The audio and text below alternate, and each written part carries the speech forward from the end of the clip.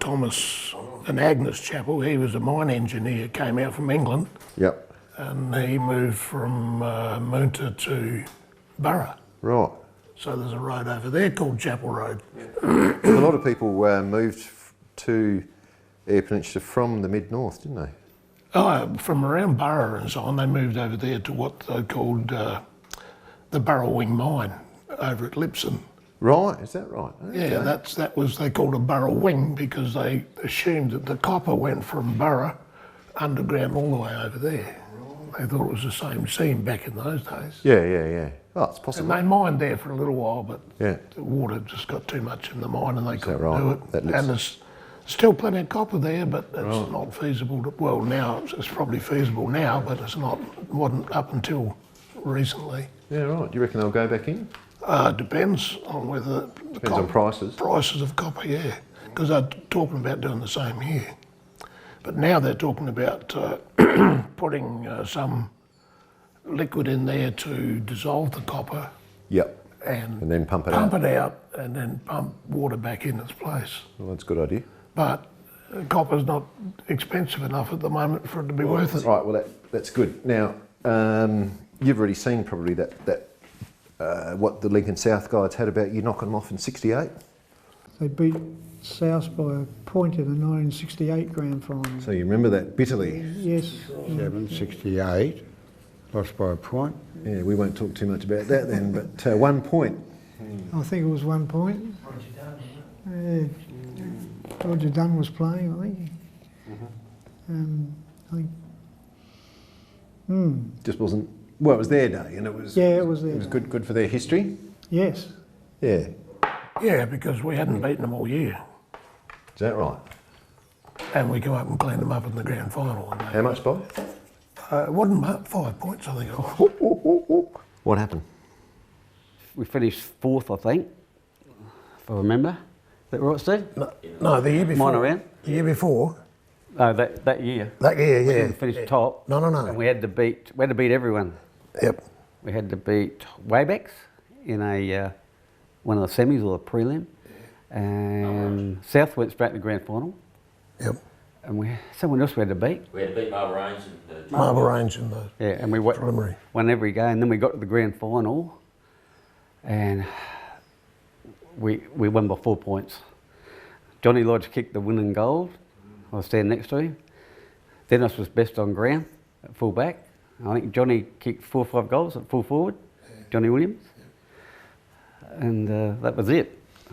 And Lincoln South hadn't lost a game for the entire season. Lincoln South hadn't lost a game for the whole year. But yeah, we knocked them off in the grand final. Yeah. No wonder they're still sore. Yeah, it was young Johnny Lodge. Yeah. Kicked the ball off the ground in the goal square and with about 4 or 5 minutes to go. Wow. And yeah, they weren't happy at all. They reckoned that somebody touched it before it went through, but that goal umpire didn't see it. Yep. And the central umpire didn't see it being touched. They swear it was touched. Yeah. Which would have meant they would have won. Yep. And so it was a pretty controversial sort of situation at the time. Yep. But you take it.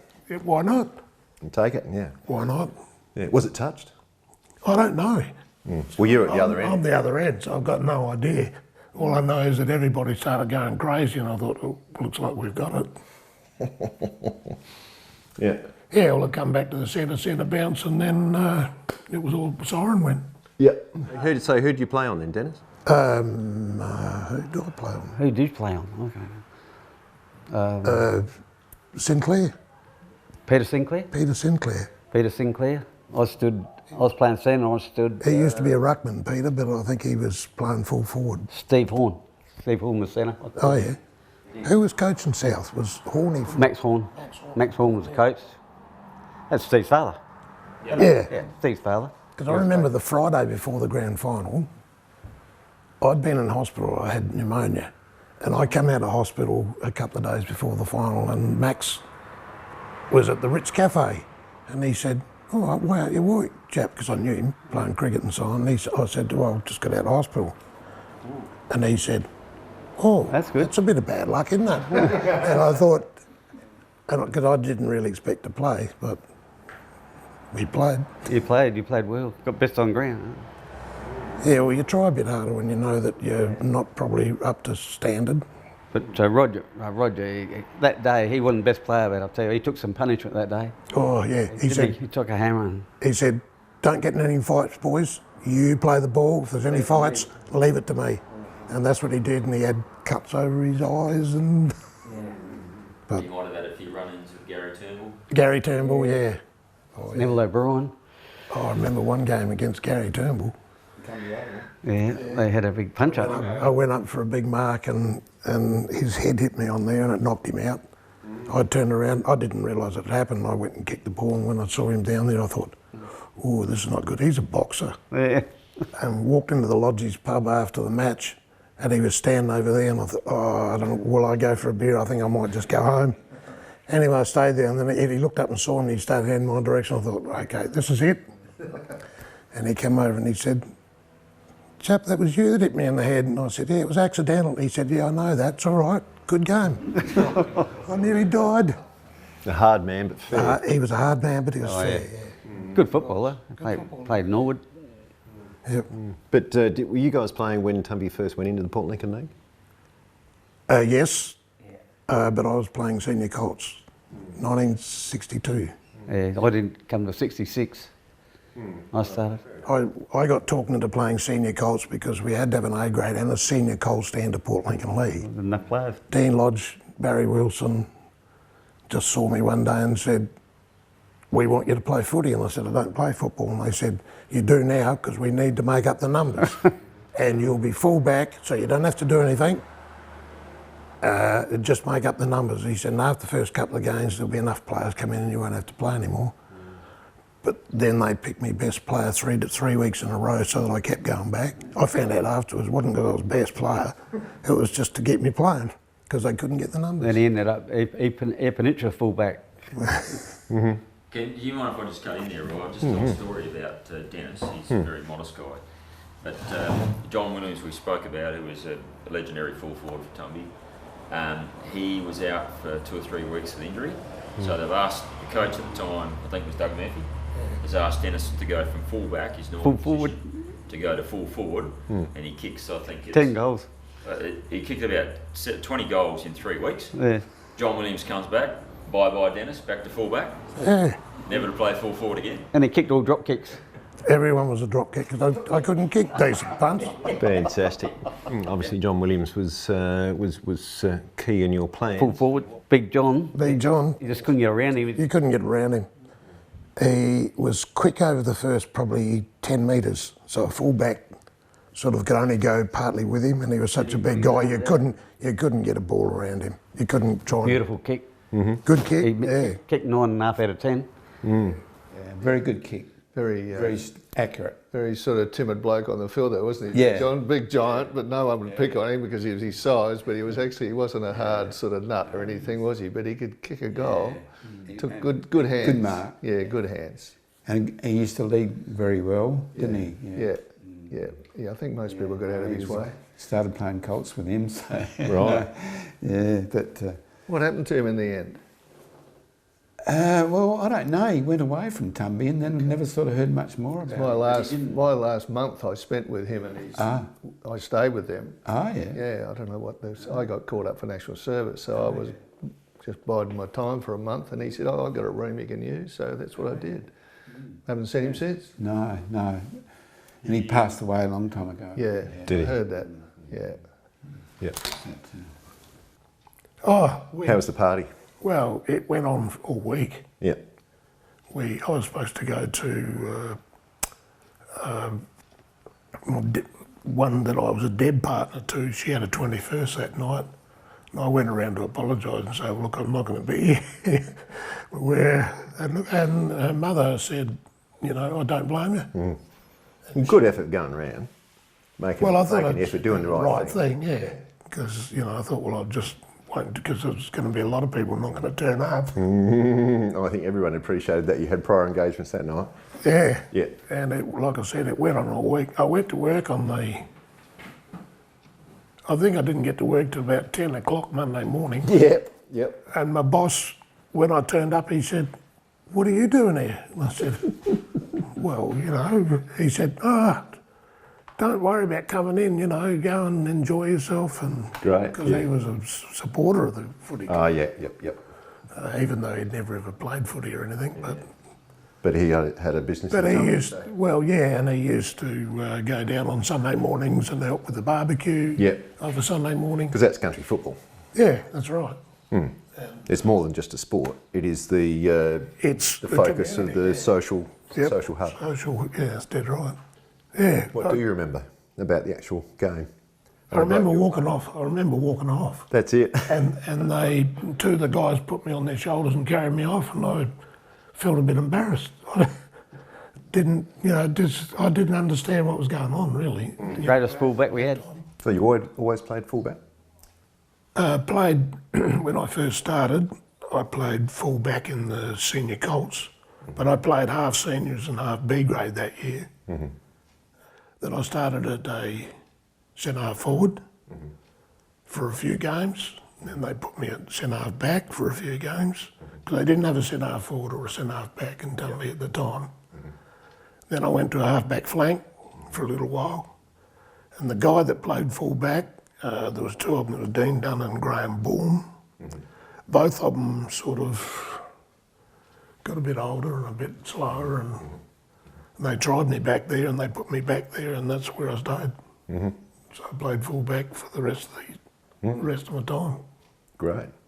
What year did you start in A grade?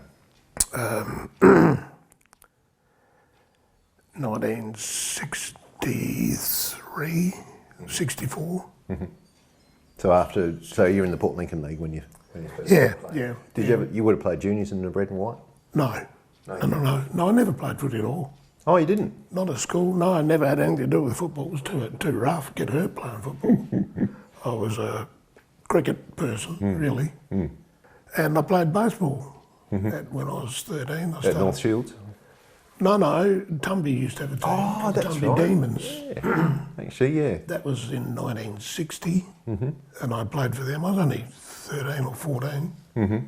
And Lyle Swaffer played, and that's when we started the baseball in Tumby. We hadn't played before that. Baseball only started in Port Lincoln because North Shields and Tumby decided to field teams. And we went down and had meetings, or that was with basketball rather. We had meetings with Lincoln South Waybacks and so on to start basketball down there, because nobody was interested in playing basketball in Port Lincoln. Wow. But Roger Dunn wanted us to do something during the summer to keep us fit for football. Play basketball. Great. But different game, different muscles. First training for football was always stiff and sore for a week afterwards. Yeah, that's traditional. You would have done the beach a bit. No, never. We never did any of that sort of stuff. Is that right? We trained Tuesdays and Thursday nights, and that was it. Really? We were never that keen. And it wasn't a running game back in those days. It was kick mark. True. It was when Roger came back to Tumby from Sturt that handball started to become popular. It was before that, nobody handballed. You kicked it. And it was Jack Odie, the Sturt coach, that started that sort of thing over in Adelaide. Famously. Yeah.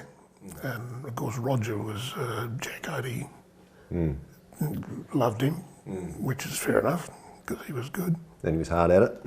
Yeah, and Roger was a determined bloke. He wouldn't let anything beat him if he could. His brother, I think Dean, was a bigger bloke, played full-back for Tumby, more talented, way more talented than Roger, but he wasn't that determined about playing games. He was more into cricket, wasn't he? Well, yeah, and he never ever played cricket much either until 10 o'clock closing came in. Right. Because 6 o'clock, when the pubs had to shut, and he was working for his mother in the pub. And, just couldn't play cricket on the Saturday because he was working. Now, show us what you got. Right, what have we got here? Cricket. Oh, I was given, I think Ken Bailey gave me that, I reckon.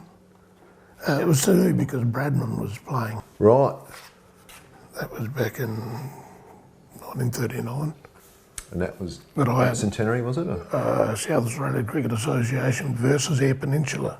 was that at Woodner or was that in Lincoln? October the 12th, 13th, 1939, Port Lincoln Centenary cricket match, yeah. And you played at Mortlach for Lincoln Districts with Ayr United? Ayr United and Marble Ayr Range? United weren't around at the time. It was Marble Range the first couple of years. It was only, Marble Range and Tumby. Is that it? That was Lincoln Districts. Yeah, we won actually. We only had the two teams. Wow. Well, there was way back Souths and Tasmans and Lincoln. But well, we all knew each other. So you play better as a team if you know. That's right. And so that was, we won that and won. I can't remember what year it was. And that's, so that was the 1968 side. Tell me about that year, because you would have been, second on the table pretty much through the year? Or? We had to win the second semi. We had to win the preliminary final. I think we had to win every game through to get into the grand final, and we won the grand final as well. Right. So we come from fourth. So you must have played in the first semi then? Yeah. You had to win every game because that's the elimination. I think we were fourth. Right. So the first semi is first played second and second played, third played fourth. That's right. Yeah. So that was a good game, yeah. I'll never forget that one. I'll never forget the results. 1969. Another good year? Obviously we got photos of it, hang on. Wow, these are good photos. 1966, Mortlach Field, Lincoln Districts. Yeah, there was some, I think Neville Brown was the coach. Yep. He come from down Harmon Festival area down Normanville Way or somewhere. He coached Tumby, didn't Yeah, he did. Yeah. But he was a stock agent. Doug Young, male medalist. he? Yep. Ross Davey, Gordon Goods come from Ayr United. Jimmy Myers from Marble Range. Kerry Doring was Tumby, Lyles Woffer. He was from Marble Range. Myself, Alan Pollard was Ayr United. Bevan Butler was Ayr United. Graham Bourne was Tumby. He was from Marble Range. Ross Davey was Tumby. Ross Davey was Tumby. No, he was Ayr United, sorry. Yeah.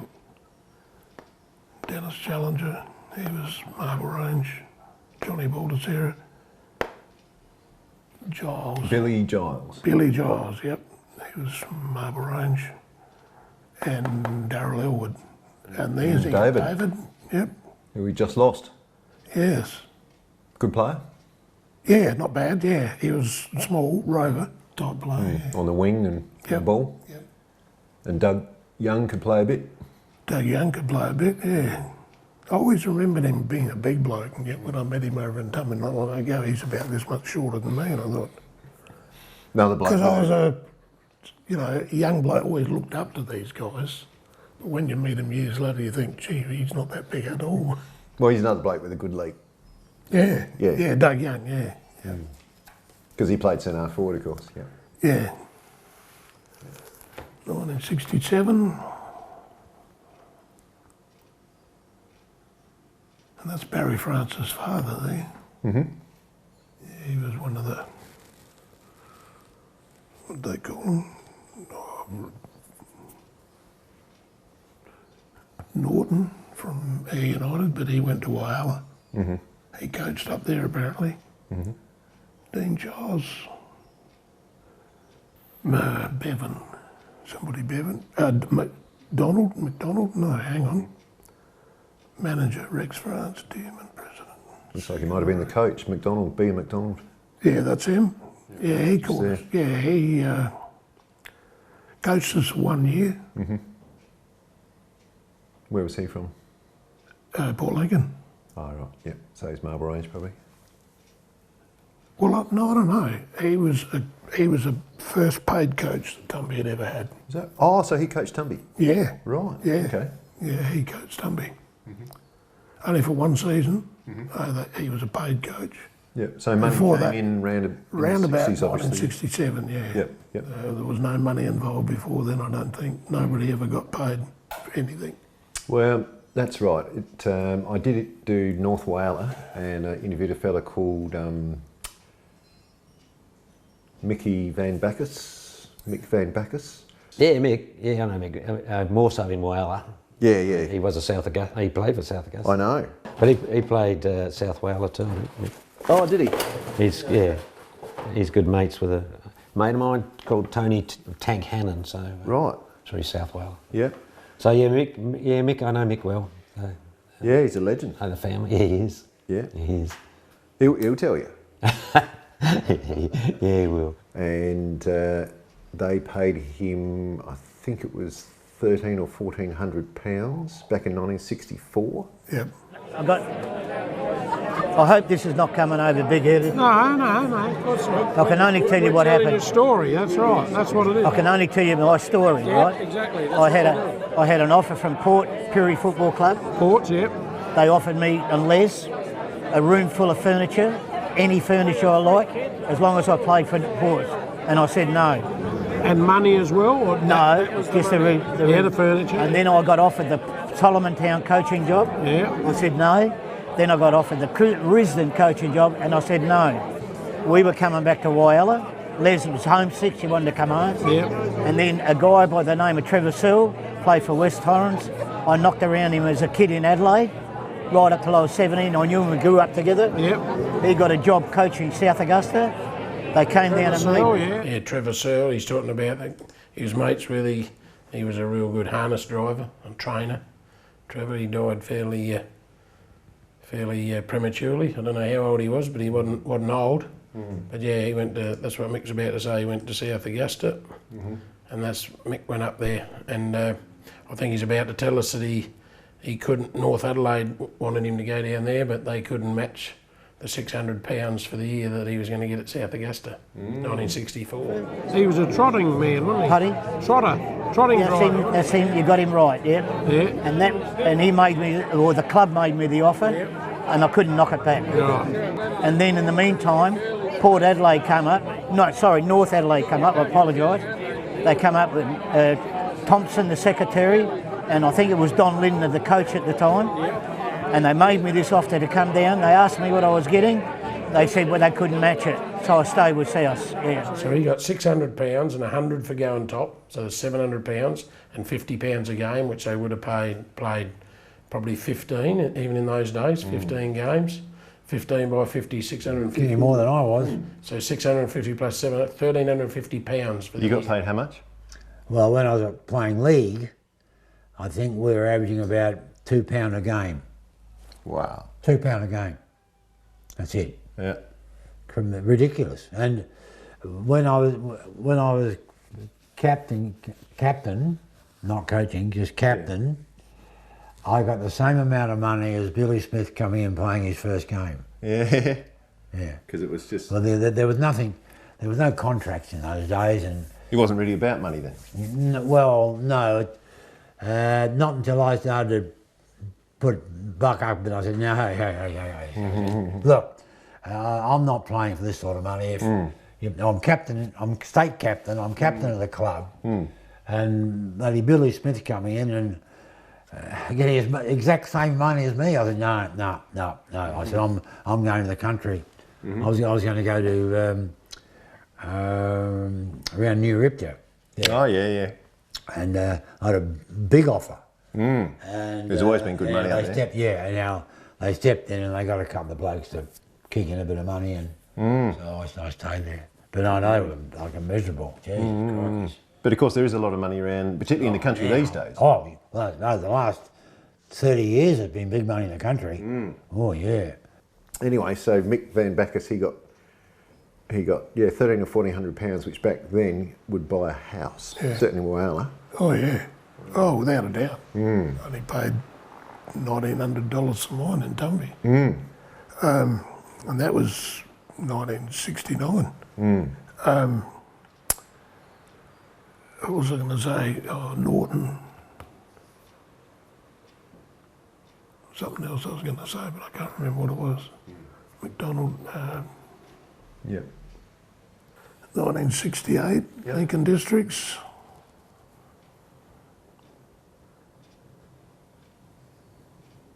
Yeah, John Williams, he's dead now too. God.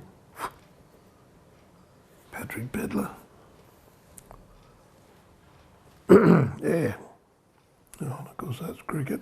Is that Ramblers or is that No, just that's Tumby Bay? No, that was a Tumby Bay side that played in Country Carnival. Ah, gotcha. Yep. That was the first time that I'd ever played. I think that would have been 1963, I think. I was about, what, 13 or 14 or something. Great, good job. You a wicket keeper? Or? Yeah, Yep. yeah.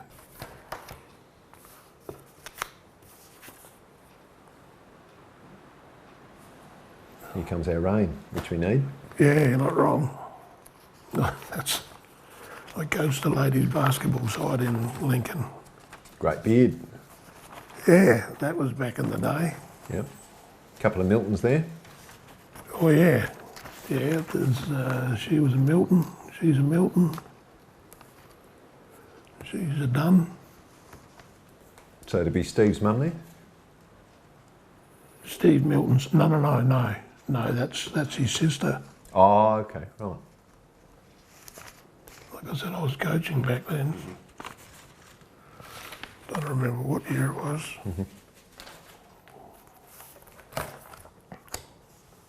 Gee, that's a good old photo. Where's That was in either back to Tumby Bay or the festival. Was a festival. Yep. I think. So you bought that off the Lincoln Times by the look? I don't know.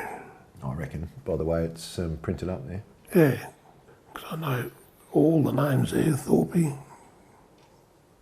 Heather Blight, Darrell, Chris Mills, Ware, Perryman. What's his surname? Thorpe. But it used to be Kroloff. Oh, right. You changed it. His mother came out from Poland straight after the Second World War. Changed it, yeah. And he was then only a baby. And she came out to Melbourne as a housekeeper. They just wanted to get out of Europe. And she finished up becoming a housemaid for Phil Thorpe, who was an old bachelor up in Tumby. And they married after she'd been there for 30 odd years or something as a housekeeper. And finally he married her. So Andre then became Thorpe. All of a sudden a farmer with farms out at Cummins and Tumby. Great. Yeah. And a really nice guy, Andre. I spent a lot of time with him. We did a trip in 1966, holidays. We went to Mildura to do a fortnight's grape picking for my uncle. But after a week of grape picking, we'd made enough. Then we decided not to stay, and then we went down to Melbourne, caught up with a friend of ours called Cheryl Cotts, who was in the Air Force. She was at Laverton. So we went down and caught up with her and went into Melbourne and had a meal with her, and then we went from there back down to, did the Great Ocean Road and Mount Gambier and on a trip. All that, yep. Yeah, just the two of us. Great, good fun. In my little Morris 1100. Great. And we're really good friends. I haven't seen him for ages, but he's married, now living in Port Lincoln. Is he? And he's now teamed up with one of the local girls from Tumby. Yeah. Many, many years ago. Well, I'll put the names on this. Because his wife was a fuel dealer. His first wife, and she passed away. She got really crook. So finally he's met up with this girl that he went to school with, and they've got together and now live together. Great. Whole set of supported. Yeah, I sat Good on, job. I sat on a pole for the